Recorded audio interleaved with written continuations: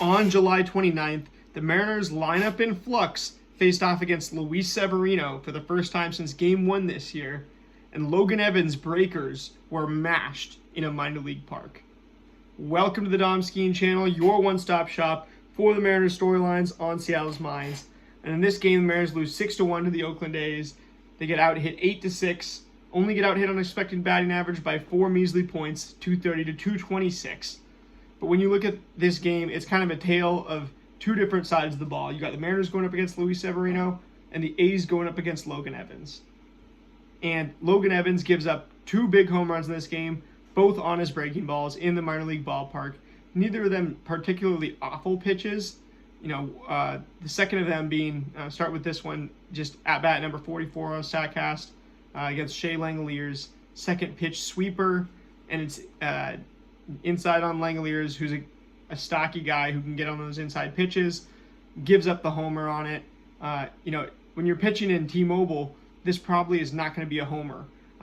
Although Shea Langeliers is a guy who turns on pitches well in our ballpark and sends an abnormal number of those out as well. There's this one, and then there's also one to Brent Rooker earlier. That's on a curveball. Now Logan Evans, as I talked about a little bit before in one of these recent videos that I've been doing today, is a guy who has been succeeding with the cutter to same-sided batters, and then the sinker, he's going, cutter to same-sided hitters, and then the sinker to away-sided hitters. And Lance Barozdowski has this great breakdown that he put out today that's just stuck in my head when I'm thinking about Logan Evans, who's a cutter sinker guy. It's a popular thing now to have a cutter sinker guy. Like, if your fastball doesn't get whiffs, you might as well just try a cutter sinker approach out. And for Logan Evans, it's making him a consistent back half of the rotation type of MLB starter. But I'm trying to find at bat number 23, he throws 6-pitch, was a curveball to Brent Rooker, who hits this one out. 410 feet, that's 1,000 expected batting average. That's a homer in every park.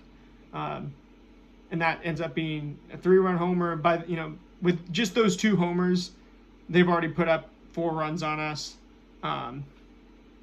Whereas, we only score 1 run all game. And that's off of, that's Randy scoring, being batted in Bud Polanco. This game, obviously, like a week or 2 ago now. And I was on a big trip, so this is one of those games I think I was watching a little bit of, but not quite as focused as I would like to. But then you see Severino.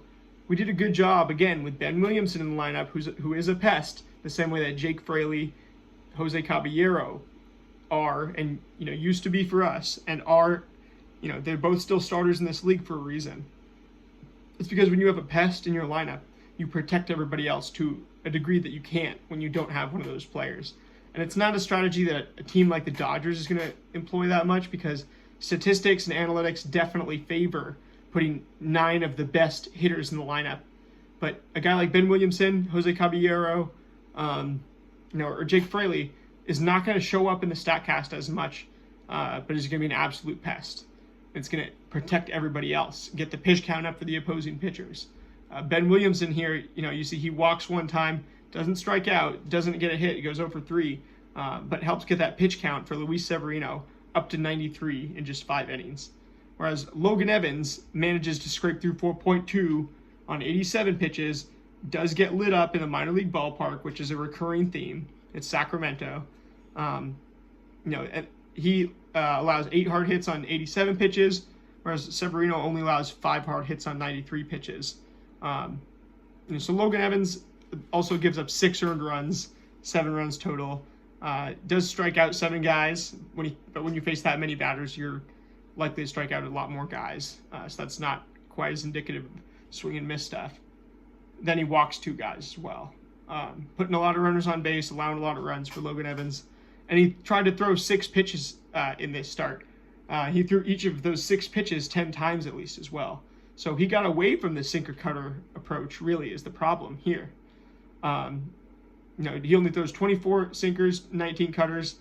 Then 14 sweepers, no swing and miss, and gets hit hard. Then 10 four-seam fastballs, no swing and miss, gets hit kind of hard. 10 curveballs, one swing and miss, but gets absolutely creamed the one time it does get hit for 113.3 miles an hour. And that was the Brett Rooker home run.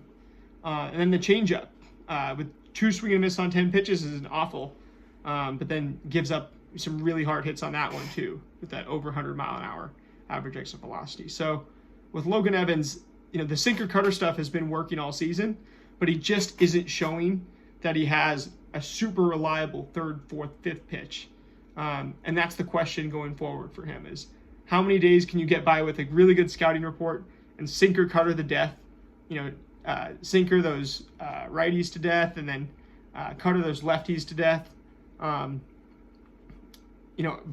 But like you can do that sometimes. There's definitely going to be starts where you're able to do that. And against a team like the A's, like usually, on paper their lineup isn't awesome, so you'd be able to get them to be chasing a little bit and get a little bit of weak contact, like Kyle Hendricks, who we talked about. But you're not really going to be able to do that, consistently. You're not going to be able to do that for 34 starts a year. You're going to be able to do that for maybe 10 to 15. The other 20, if you want to be able to have a decent floor and a good ceiling in those other 20 starts, you're going to have to, and he pushed here. He really tried to use the curveball and the changeup and stuff, but the curve and the sweeper both got crushed, and that was the story of the game. Then on the other side, you look at Luis Severino, 14 swing strikes on 93 pitches. We know that he's an explosive athlete. You can get down the mound, throw us a bunch of four-seam fastballs, a few sweepers, a few cutters, and all those got some decent swing and miss. At the end of the day, Luis Severino is a guy that it just feels like always pitches better than he should against the Mariners. And I hate to give really low-level analysis here. But in this one, he gets hit hard less than Logan Evans. And obviously he has more swing and miss stuff, than Logan Evans. So it works out for the A's. They get a few home runs off of Logan Evans. And our lineup, there's really nothing to report, except this is kind of where, the lineup is just in flux. You have Crawford, Rodriguez, Raleigh, which has been the top 3 for a long time and been great. Then Naylor is still in this cleanup spot, sliding ahead of Rosarena, which hitting Randy 5th definitely doesn't feel like it makes sense. At this point, you got Jorge Polanco, Canzone, Williamson, Young. Nothing really to complain about there. All those guys have really been hitting well for the most part. So when they were the part, I don't know. I'm gonna move on to that in the next video. Yeah, those last 4. I wish that we kind of went back to those last 4, believe it or not.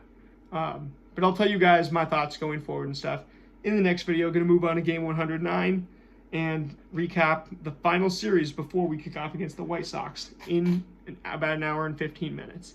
See you guys in the next one. Go M's.